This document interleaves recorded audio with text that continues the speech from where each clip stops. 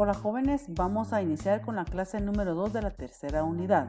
El tema que abordaremos el día de hoy son las fuentes y los principios del derecho laboral. Vamos a iniciar.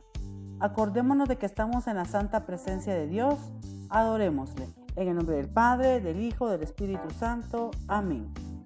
Jesús, en ti confío. Señor, tú eres mi fuerza cuando estoy débil. Tú eres mi refugio seguro en medio de la tempestad. Tú eres mi riqueza cuando veo mi pobreza. Tú eres mi luz en medio de mis tinieblas. Tú eres el agua viva de mi desierto. Tú eres mi amigo fiel cuando los demás me han abandonado. Señor, sáname de mis heridas y enfermedades. Sálvame de mis temores. Cúbreme bajo tus alas. Tú eres Dios de la misericordia. Tú eres el Dios del amor. Gracias por concederme la fe, la esperanza y el amor por medio de tu Hijo, que fue encarnado en el bendito vientre de la Santísima Virgen María. Amén. San Juan Bautista de la Salle, ruega por nosotros. Nuestra Señora de la Estrella, ruega por nosotros. Viva Jesús en nuestros corazones, por siempre. En el nombre del Padre, del Hijo y del Espíritu Santo. Amén. Fuentes del derecho laboral. Existen dos tipos de fuentes.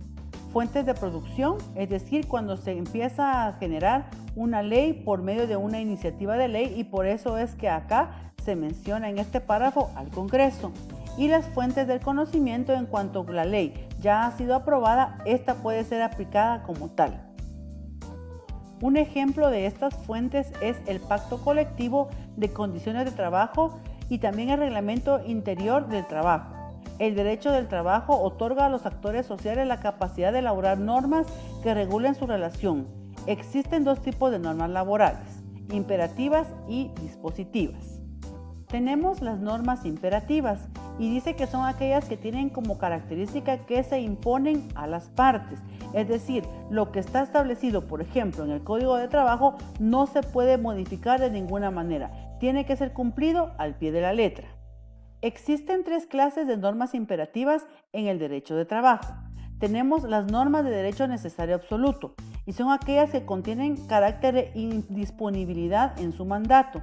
Son reglas imperativas en sentido estricto. Quiere decir que los actores no pueden apartarse de ellas.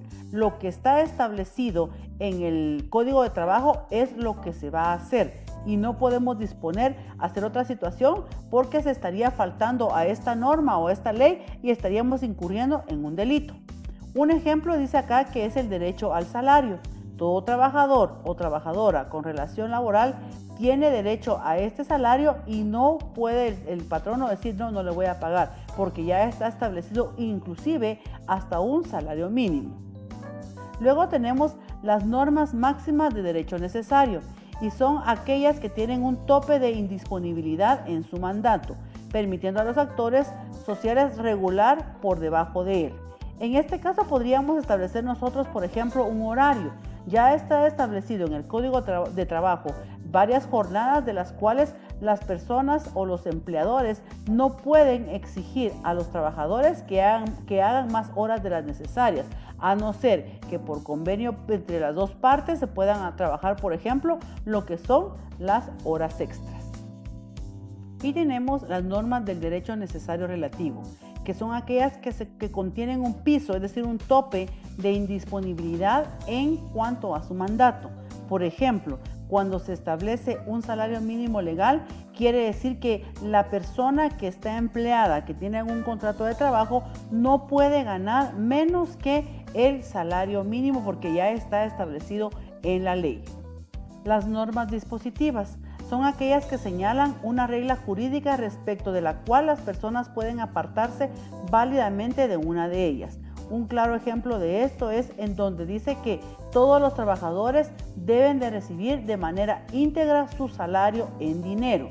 Si bien es cierto, más adelante vamos a establecer qué tipos de salarios hay, en la actualidad en el Código de Trabajo únicamente se establece que los trabajadores deben de recibir dinero como cuenta de su salario y no pueden recibir nada más, por ejemplo, algo en especie o alguna otra situación. No, deben de recibir su salario de manera íntegra.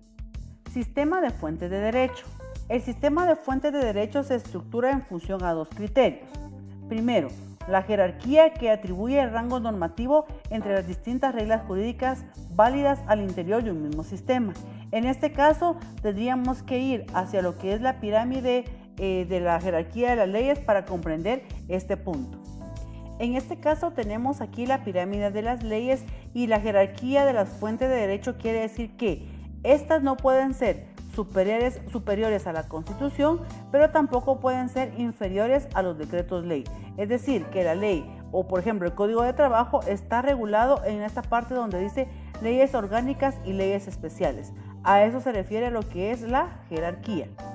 La competencia, que atribuye la potestad normativa a determinados órganos del Estado. Quiere decir que en las situaciones laborales, a quien le corresponde realizar cualquier situación o cualquier modificación de lo que tiene que ver con el trabajador es al Ministerio de Trabajo y Prevención Social. El sistema jerárquico de las fuentes de derecho laboral guatemalteco.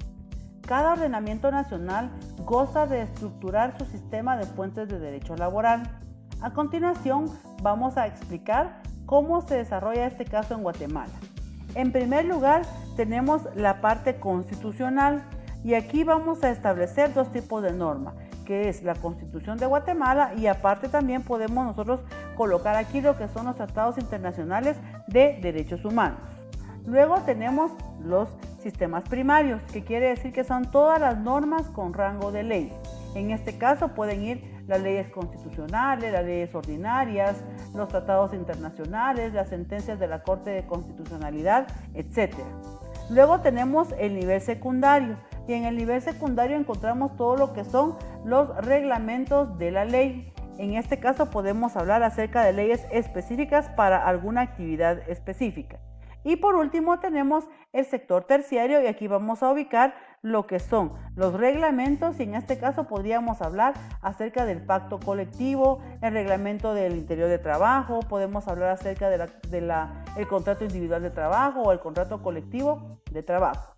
Con este sistema jerárquico se puede resolver los conflictos normativos al interior del ordenamiento guatemalteco, además de reconocer la competencia tanto de los órganos estatales como de los actores sociales. Los principios del derecho laboral.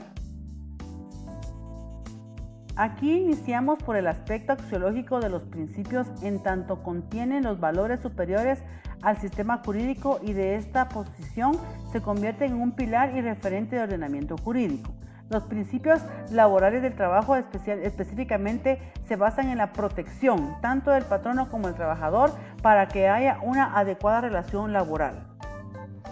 Partamos por reconocer que la relación laboral se sustenta en un contrato de trabajo, en el que el trabajador vende su fuerza de trabajo a cambio de recibir un salario, mientras que el empleador aprovecha la fuerza de trabajo comprada buscando obtener un beneficio con su uso.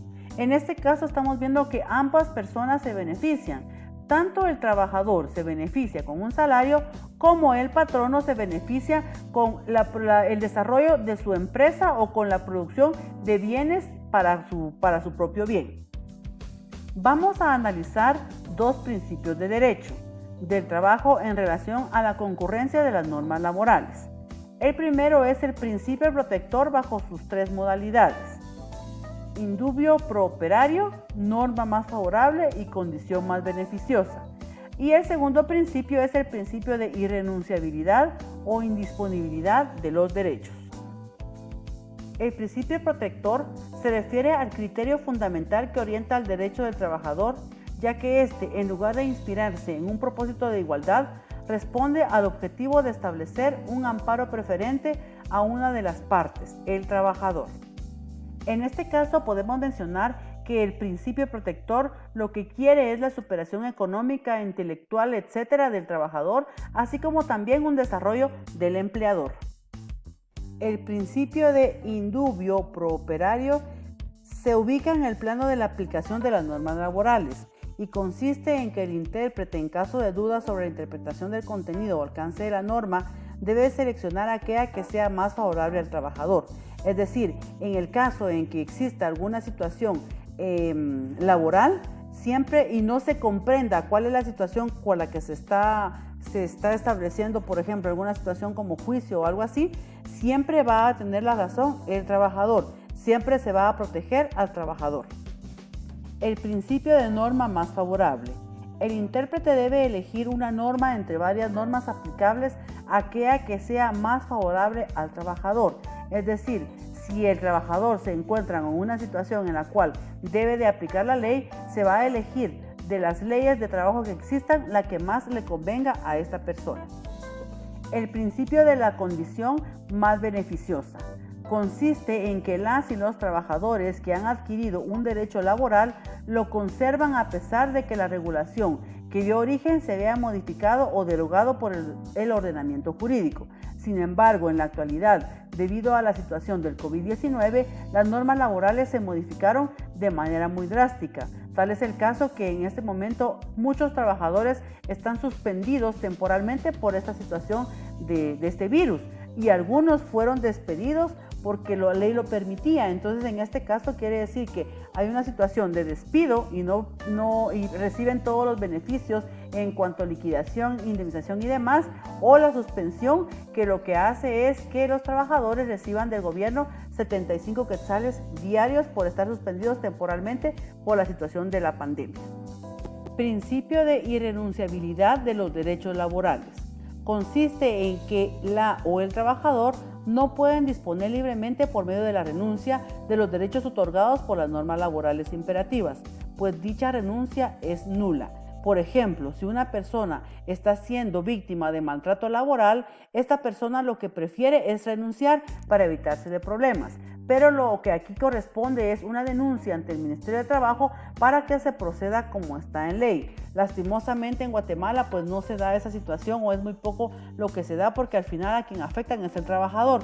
Pero este principio es sumamente claro en cuanto a que si una persona está siendo acosada laboralmente, en lugar de renunciar, puede denunciar para que para que esta persona ya sea se le mejoren sus condiciones de trabajo o se le despida y se le pague todo lo que corresponde en ley.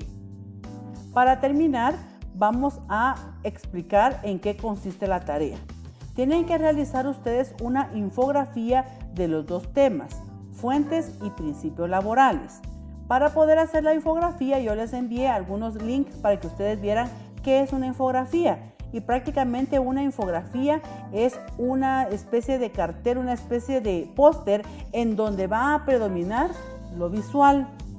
Va a ser importante que ustedes coloquen solo lo principal en un texto o en varios textos, pero que no saturen esa imagen, que no saturen ese póster, ¿verdad? De texto. Tiene que ser más imagen que texto. En este caso podríamos observar este manual que tenemos acá, podría ser una especie de infografía. Si ustedes se dan cuenta, únicamente está lo que es el título, hay algunas imágenes y está solamente hacia quién va dirigido. Podríamos tomar como un ejemplo de infografía. Les voy a presentar en este momento otros ejemplos de infografías. Aquí tenemos un ejemplo de infografía. Si ustedes se dan cuenta, aquí aparece únicamente las imágenes y haciendo mención de ciertos aspectos. Tenemos acá, por ejemplo, otro ejemplo de infografía donde predomina la imagen. Y así podemos observar varios ejemplos en donde vamos a ver cómo es que se hacen las infografías. Espero que ustedes puedan utilizar algún sistema para que lo puedan realizar de una manera bastante creativa. Viva Jesús en nuestros corazones por siempre. Que tengan un buen día.